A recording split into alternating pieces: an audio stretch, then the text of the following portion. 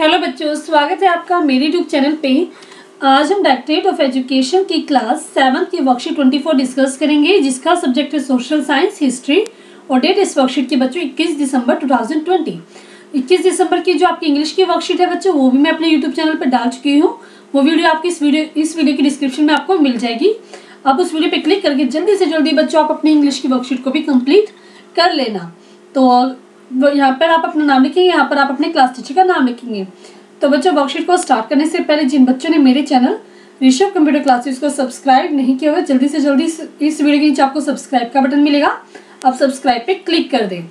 तो स्टार्ट करते हैं बच्चों आज की वर्कशीट। आज की वर्कशीट में हम पढ़ेंगे मुगल एम्पायर के बारे में। तो यहाँ पे दो बच्चे आपस में बात कर रहे हैं, देखते हैं क्या बात कर रहे हैं। तो ये पूछता है identify the Mughal emperor on the basis of the following sign. तो आपको क्या करना है, यहाँ पे कुछ साइन दिए गए हैं, उसके बेस पे आपको मुगल एम्परर को की पहचान करनी है। फर्स्ट है ही वाज 13 ईयर ओल्ड, कि वो 13 साल का था। व्हेन ही बिकेम एम्परर, जब वो बादशाह बन गया था। सेकंड है सेट अप सुलह ई कुल, तो उसने क्या किया, सुलह ई कुल की स्थापना की।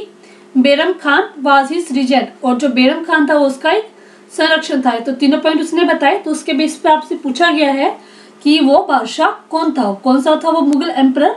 तो ये लड़की बताती है you are definitely talking about Mughal emperor Akbar. आप बिल्कुल अकबर के बारे में बात कर रहे हैं। Now let us get information about बादशाह अकबर। आओ आज हम इस पूरी वर्कशीट में बादशाह अकबर के बारे में ही डिस्कस करेंगे। क्या क्या उसके विचार थे, क्या उसकी नीतियाँ थी। आज हम बादशाह अकबर के बारे में डिस्कस करेंगे। तो ये बादशाह अकबर की फोटो दी गई है। तो देखते हैं अकबर मिलिट्री कैंपेन। तो उसने अपने कौन कौन से सेना के कैंपेन चलाए थे। तो स्टार्ट करते हैं 1556 से। 1556 से 1570 के बीच में देखते हैं, फिर 1570 से 1585 देखेंगे। तो मतलब ऐसे बढ़ते बढ़ते हम पूरा आगे तक देखते जाएंगे। तो फर्स्ट है 1556 से 1556 to 1570। Akbar became independent of the regent Bairam Khan and the other members of his domestic staff. जो अकबर था वो स्वतंत्र हो गया था अपने संरक्षण बैरम खान से, और जो उसके जो घरेलू जो स्टाफ था उससे भी वो आज़ाद हो गया था। मतलब क्या है, वो अपने हिसाब से काम करना स्टार्ट कर दिया था। ठीक है। तो नेक्स्ट है military campaign were launched against the Suri's and the other Afghan. Suri's के बारे में क्या मतलब, ये जो सूरी वंश थे उसके बारे में बात हो रही है। तो उसके खिलाफ सूरी वंश और जो अफगान वंश थे उसके खिलाफ उसने क्या किया, मिलिट्री के कैंपेन स्टार्ट किए, मतलब अपने सेना अभियान स्टार्ट किए against the neighbouring kingdom of Malwa and Gondwana. और मालवा और जो गोंडवाना के जो राज्य थे उसके खिलाफ भी उसने अपना सेना तैयार कर रखी थी। And to surprise the revolt of half brother Mirza Hakim and the Uzbek. जो उज्बेक और जो मिर्जा हाकिम जो उसका सौतेला भाई था, वो जो विद्रोह करने वाले थे उसको दबाने के लिए उसने अपनी जो सेना थी वो कैंपेन स्टार्ट किए हुए थे, अपनी तैयारी की हुई थी बच्चों। ठीक है। तो आगे हम पढ़ते हैं 1568 के बारे में। In 1568 the Sishodia capital of Chittor was seized and in 1569 Ranthambore. तो 1568 में उसने क्या किया, चित्तौड़ को राज्य को अपने कब्जे में लिया, और 1569 में उसने रणथंबोर को अपने राज्य में मिला लिया बच्चों। इस प्रकार वो अपने राज्य का विस्तार करता चला गया। नेक्स्ट है 1560 से 1585 के बीच में military campaign in Gujarat were followed by campaign in the east Bihar Bengal and Orissa. तो उसने गुजरात से स्टार्ट किया और फिर उसने बिहार बंगाल और उड़ीसा को भी अपने राज्य में मिलाता गया, और वहाँ पे भी मिलिट्री कैंपेन वो स्टार्ट करता चला गया। तो यहाँ से हमारा एरो से जा रहा था। अब हम यहाँ पे से पढ़ेंगे 1585 to 1605 expansion of Akbar empire campaign were launched in the north west. अब उसने अपने नॉर्थ वेस्ट में कैंपेन स्टार्ट करी ताकि उसका और राज्य विस्तार होता चला जाए। Kandahar was seized from the Safavid, Kashmir was annexed.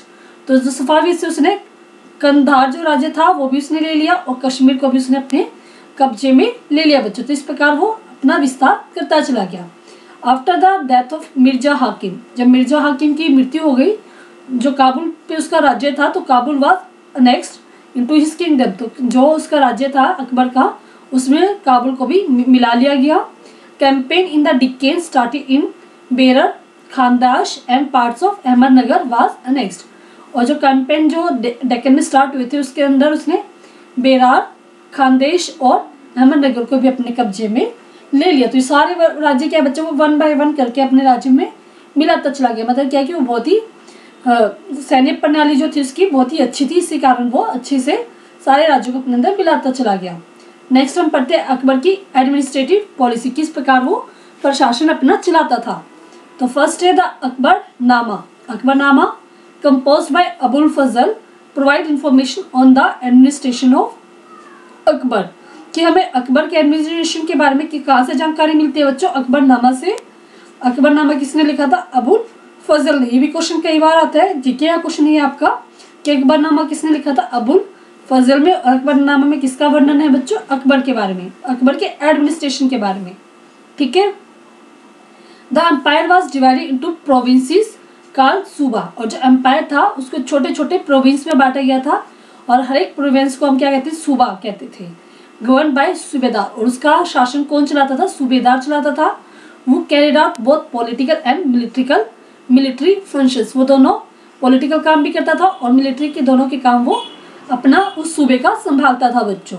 Each province also had a financial officer और दीवान, तो हर एक प्रोविंस का एक मतलब पैसे का लेन देन जो करता है उसको बोलते फाइनेंशियल ऑफिसर भी होता था, जिसको हम दीवान बोलते थे।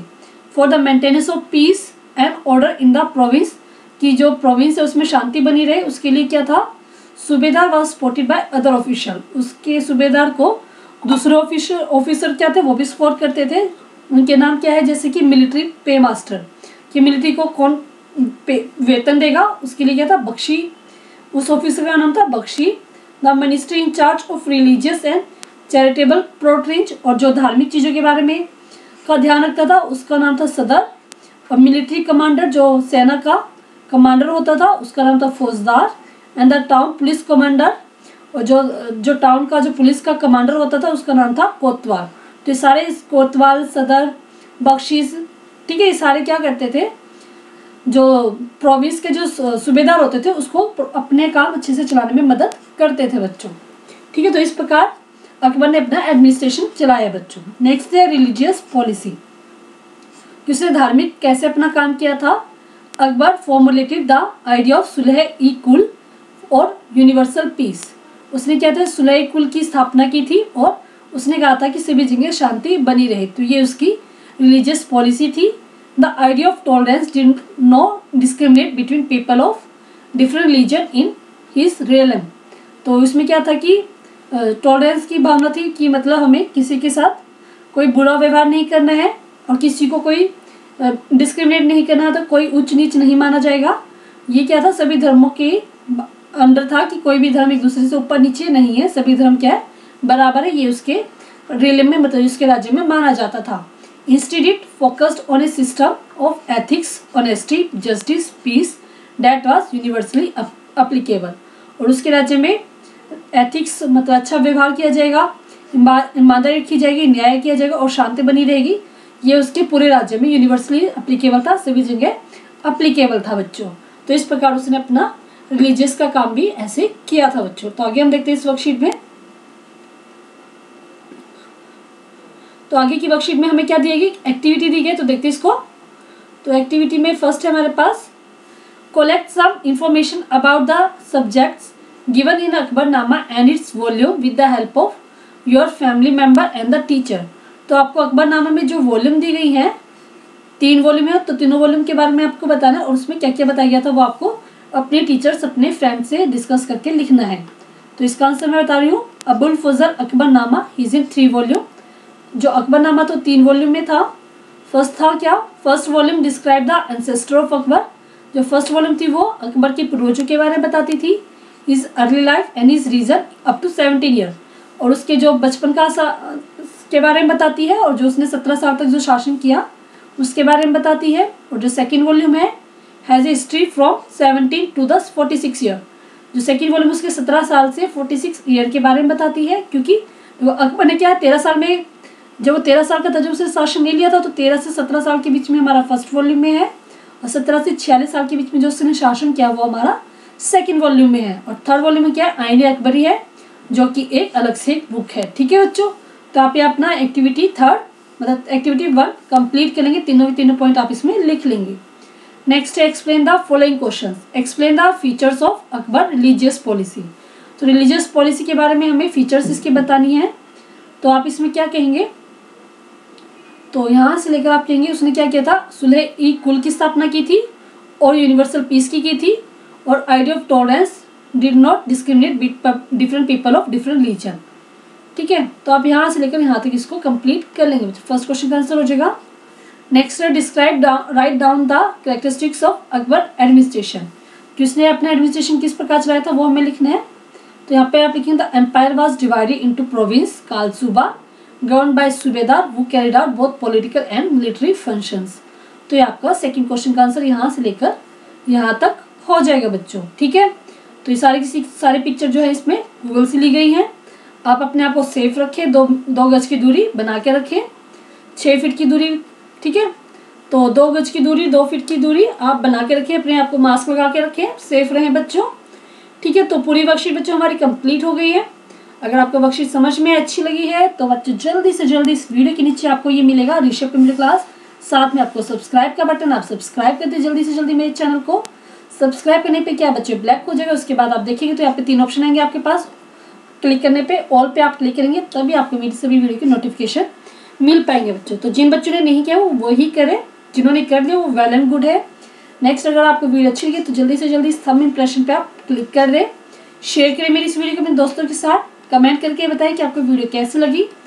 अगर आपको कोई डाउट प्रॉब्लम तो वो भी आप मुझे कमेंट सेक्शन में लिखकर बता सकते हैं बच्चों। थैंक यू बच्चों, हैव ए नाइस डे।